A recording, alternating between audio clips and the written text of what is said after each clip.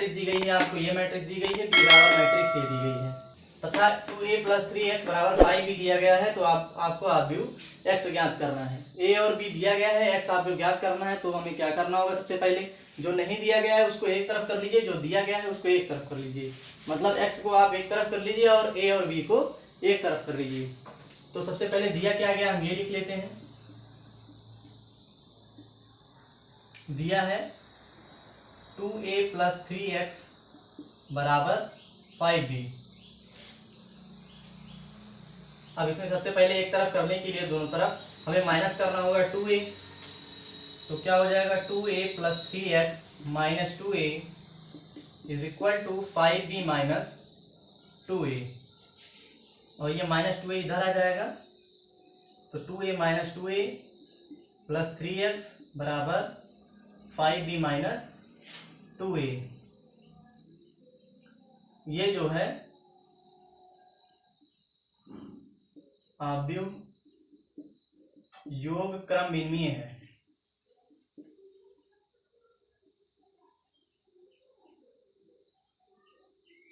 आव्यूह योग क्रम विन्मीय, यहाँ था हमने इसे इधर कर दिया, मतलब आव्यूह योग क्रम विन्मीय है। अब क्या हो जाएगा, ये आपकी नल मैट्रिक्स हो जाएगी O + 3x = 5b - 2a। और 2a - 2a कैसे हो गया, ये जो है -2a - 2a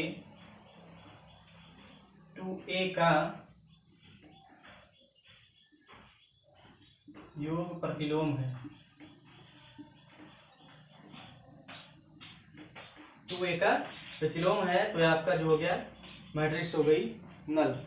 ठीक है, तब क्या हो जाएगा आपका 3x = 5b - 2a।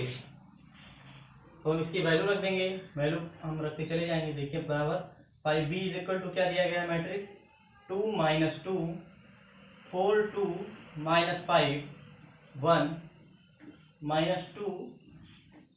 ये मैट्रिक्स दी गई हमारी 8 0 4 -2 3 6। अब इसे हम 5 का मल्टीप्लाई कर लेंगे, ये हो जाएगा 10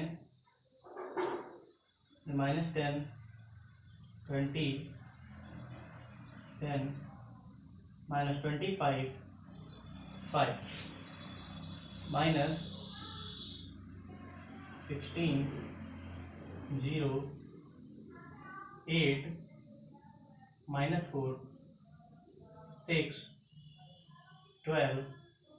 ये हो गया हमारा। अब इसको हम माइनस कर देंगे, क्या हो जाएगा इधर लिख लीजिए। तो 3x = 10 - 16 हो जाएगा। 10 - 16 -10 - 0 मतलब -10 20 - 8 10 प्लस 10 + 4 10 + 4 -25 - 6 -25 - 6 ये हो गया 5 - 12। तो ये क्या आ गया हमारा 10 में से -16 माइनस हुआ, 16 माइनस हुआ क्या हो गया -6, ये -10 ये हो गया 12 14 -25 - 6 -31 ये 5 + 12 5 - 12 5 - 12 क्या आ गया -7।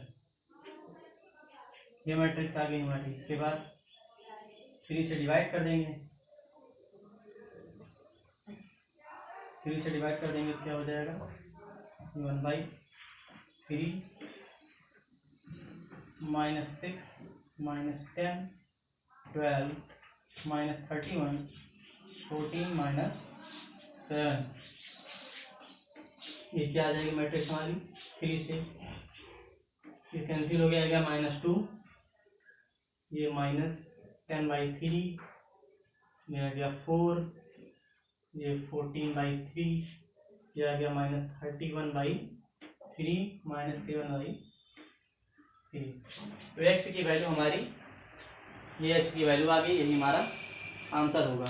तो फिर से एक बार देख लीजिए क्या क्या किया हमने। 2a + 3x = 5 भी दिया गया था हमें, तो दोनों तरफ हमने 2a माइनस कर लिया। 2a + 3x - 2a और 5b - 2a, और ये 2a और 2a जो इधर है इसको हमने इधर कर दिया, मतलब अभी योग क्रम भिन्नीय है। और 2a - 2a + 3x हो गया बराबर 5b - 2a, और -2a जो है ये 2a का योग प्रतिलोम है, ये कैंसिल हो गया। नल मैट्रिक्स आ गई हमारी + 3x बराबर 5b - 2a और 3x बराबर 5b - 2a। 3x बराबर 5b, b की वैल्यू हमने रख दी, -2a की वैल्यू रख दी, 5 से a में मल्टीप्लाई कर दिया और 2 से b में मल्टीप्लाई कर दिया, और 3x बराबर आ गया हमारा ये। उसके बाद हमने 3x बराबर माइनस कर दिया, दोनों मैट्रिक्स को माइनस कर दिया, 3x बराबर इतना आ गया। फिर 3 को हमने इधर डिवाइड कर दिया, डिवाइड करके हमारा ये आंसर है। अपने एक्सरसाइज पर एक्सरसाइज हमारा 3.1 है, जिसका पहला क्वेश्चन दिया गया है, यदि आपकी मैट्रिक्स दी गई है तो आपको ये सब ज्ञात करना है। तो मैट्रिक्स दी गई हमारी, ये मैट्रिक्स दी गई है, तो सबसे पहला क्वेश्चन क्या कह रहा है कि ए में कितनी पंक्तियां हैं। तो पंक्तियां का मतलब रो, कितना रो है, रो कितना है, रो मतलब जो क्षैतिज होता है उसे हम कहते हैं रो, और जो ऊर्ध्वाधर होता है, ऊर्ध्वाधर उसे हम कहते हैं कॉलम यानी स्तंभ। तो क्षैतिज कितना है, क्षैतिज कितनी पंक्ति है, एक क्षैतिज कितना है, 1 2 3, तो 3 रो हो गया। और ऊर्ध्वाधर कितना है, 1 2 3 4, तो 4 कॉलम हो गया। तो रो R1 R2 R3 3 रो, C1 C2 C3 C4। तो आंसर में क्या हो जाएगा, आंसर हो जाएगा ए में कितनी पंक्तियां हैं, पंक्ति कितनी हो गई, ए में 3 पंक्तियां हो गई। ए में कितने स्तंभ हैं, 4 स्तंभ हैं। ए का क्रम क्या है, मैट्रिक्स का क्रम क्या है, तो क्रम कैसे लिखते हैं, रो क्रॉस कॉलम। तो रो कितना है 3 और कॉलम कितना है 4, तो 3 क्रॉस 4 की मैट्रिक्स हो गई हमारी, कोटिकीय क्रम का मैट्रिक्स हो गया। तो डी क्वेश्चन क्या दिया गया है, ए में कितने अवयव हैं, तो अवयव ज्ञात करना है। अवयव आप मल्टीप्लाई करेंगे, 3 4 या 12, तो 12 अवयव है ए में। चाहे पैसे निकालिए चाहे गिन के निकालिए, 1 2 3 4 5 6 7 8 9 10 11 12, तो 12 अवयव हैं। ई क्वेश्चन क्या दिया गया है, अवयव A23 निकालना है। A23 मतलब दूसरा रो तीसरा कॉलम, दूसरे रो में जाइए आप, दूसरा रो ये है, R2 दूसरा रो तीसरे कॉलम में, तीसरा कॉलम ये है आपका, A23 ये है -1, A23 -1 हो गया। सेकंड क्वेश्चन क्या दिया गया है, ए बराबर दिया गया है, यदि एक आव्यूह में 12 अवयव हैं, एक आव्यूह में 12 अवयव दिया गया है, तो उस आव्यूह के सभी संभव क्रम ज्ञात कीजिए। 12 अवयव दिए गए हैं, उसके सभी संभव क्रम ज्ञात कर रहे हैं, मतलब जैसे या 3 क्रॉस 4 की मैट्रिक्स है, तो कितने क्रम होंगे इसके। तो इसका आंसर सबसे पहला क्रम क्या होगा, 1 क्रॉस 12 की मैट्रिक्स होगी। दूसरा क्या हो जाएगा, 2 क्रॉस 6 की हो जाएगी। तीसरा 3 क्रॉस 4 की। चौथा 4 क्रॉस 3 की। पांचवा 6 क्रॉस 2 की। और छठा 12 क्रॉस 1 की। ये इतने क्रम की मैट्रिक्स होगी।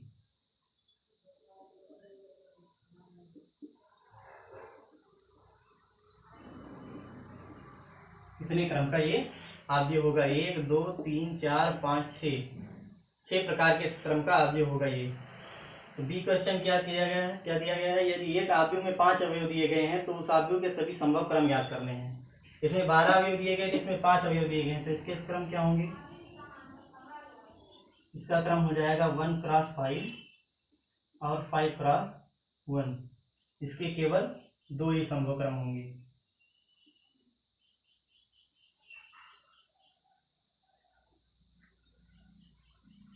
संभव क्रम होंगे 1 क्रॉस 5 और 5 क्रॉस 1।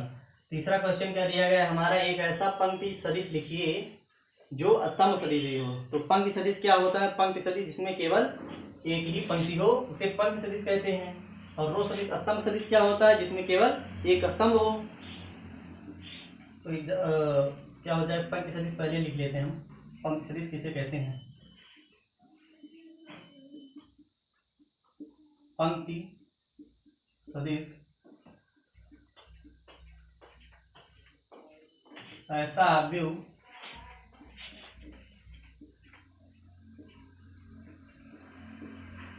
जिसमें केवल एक पंक्ति हो। और स्तंभ सदिश क्या होता है,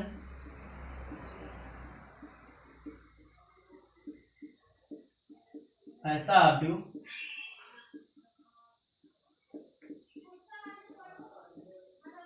जिसमें केवल एक स्तंभ हो।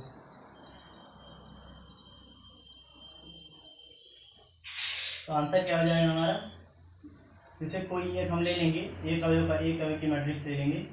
मान लीजिए 5 की हमने 5 अवयव की मैट्रिक्स ले ली। तो पंक्ति सदिश ऐसा भी इसमें केवल एक पंक्ति हो, तो इसमें एक पंक्ति है, एक पंक्ति हो गई, और इसमें एक कॉलम भी है।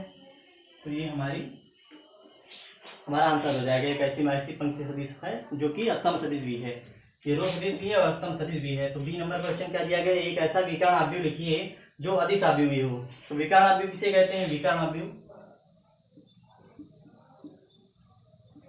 विकर्ण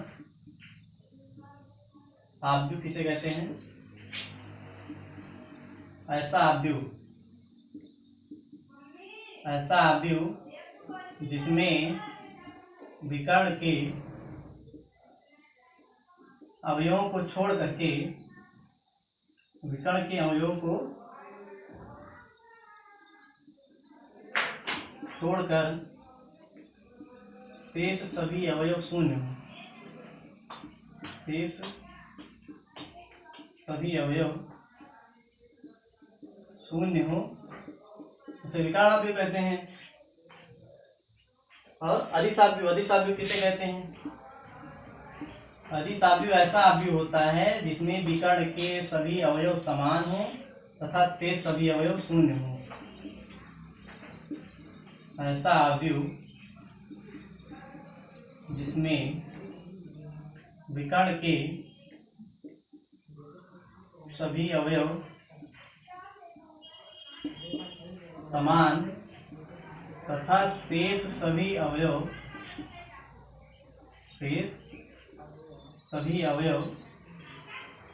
शून्य हो।